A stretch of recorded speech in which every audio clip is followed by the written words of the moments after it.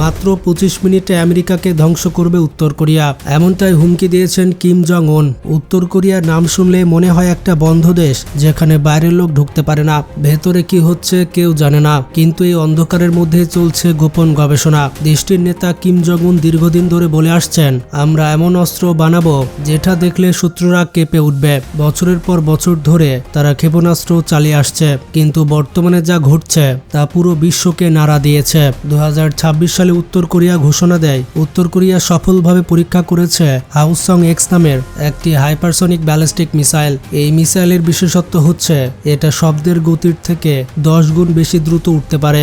মানে আপনি যদি এখন ঢাকায় থেকেও টোকিওর দিকে তাকান, ততক্ষণে এই মিসাইল আপনার চোখের সামনে দিয়ে ছুটে যাবে, আপনি কিন্তু টেরই পাবেন না। বিশেষজ্ঞরা বলছেন এই মিসাইল মাত্র 25 মিনিটের মধ্যে আমেরিকার মূল ভূখণ্ডে পৌঁছাতে সক্ষম, আর এটাই ভয় পাচ্ছে ওয়াশিংটন।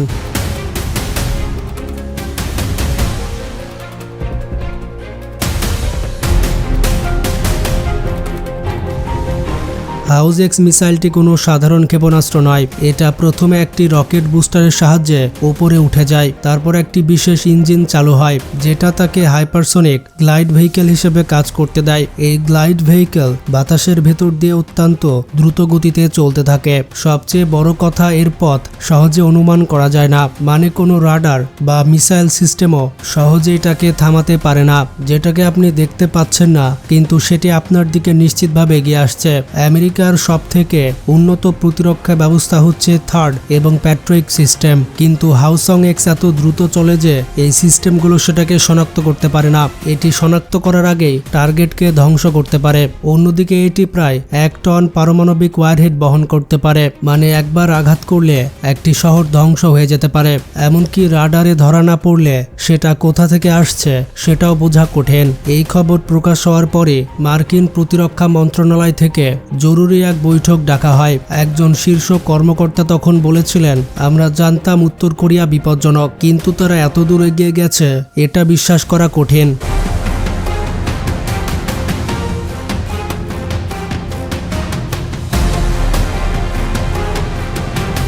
CNN রিপোর্ট করেছিল, মার্কিন স্যাটেলাইট থেকে ধরা পড়া ছবিতে দেখা যায় উত্তর কোরিয়ার উপকূলে বেশ কয়েকটি লঞ্চার বসানো হয়েছে। এই খবর ছড়িয়ে পড়তেই দক্ষিণ কোরিয়া এবং জাপানে আতঙ্ক শুরু হয়। সাধারণ লোকদের সরিয়ে নেওয়ার পরিকল্পনা শুরু করে। কিম জং উন সম্প্রতি বলেছে, আমরা যুদ্ধ চাই না, কিন্তু কেউ যদি আমাদের দিকে তাকায় আমরা যেন মুহূর্তেই তাদের চোখ নামিয়ে দিতে পারি।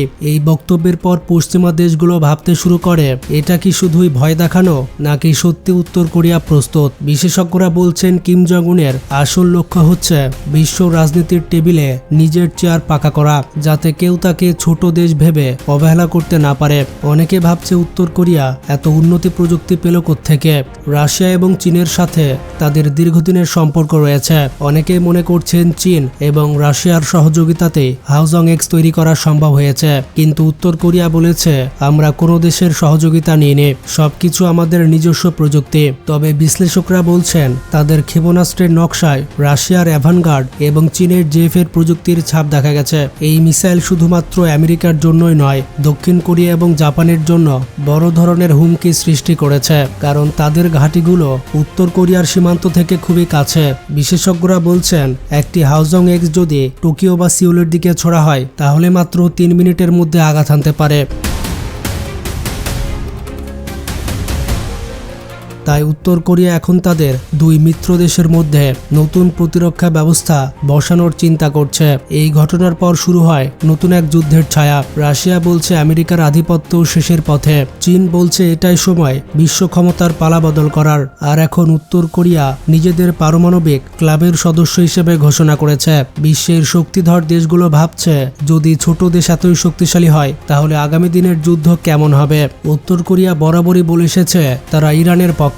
ইরান যদি চায় তাহলে উত্তর কোরিয়া তাদের হয়ে যুদ্ধ করবে এবং আমেরিকাকে নাস্তানাবুদ করে ছাড়বে। এ বিষয়ে আপনাদের কি মতামত কমেন্টে জানান। ভালো থাকবেন, টেক কেয়ার।